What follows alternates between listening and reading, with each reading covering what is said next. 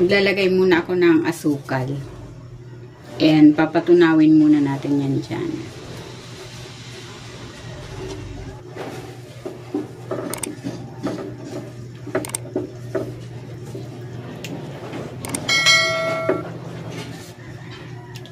Maglalagay ako dito ng butter.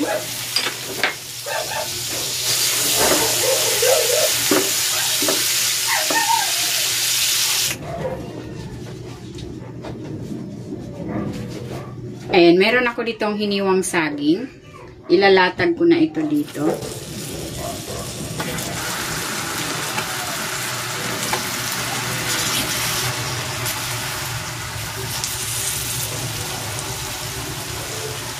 Ayan, maglalagay ako ng isang egg dito sa bowl. Haluin ko muna.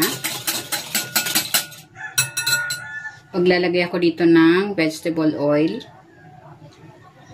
Evaporated milk.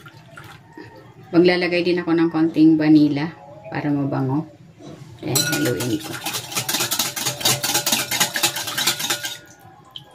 And then, maglalagay ako dito ng 200 grams na hot cake mix. At maglalagay din ako ng cinnamon powder. Haluin ko muna.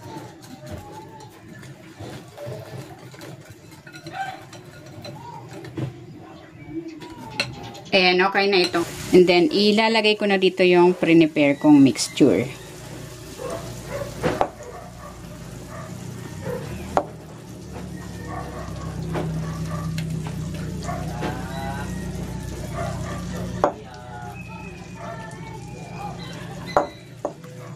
And then, tatakpan ko ito. Lutuin natin ito for 10 to 15 minutes.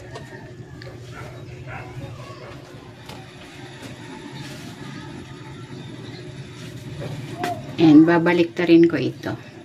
Maglalagay ako ng plato dito sa ibabaw.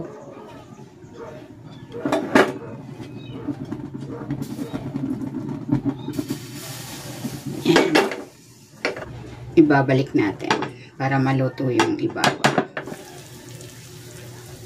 And tatakpan ko uli. Iluluto ko pa ito for another 10 minutes.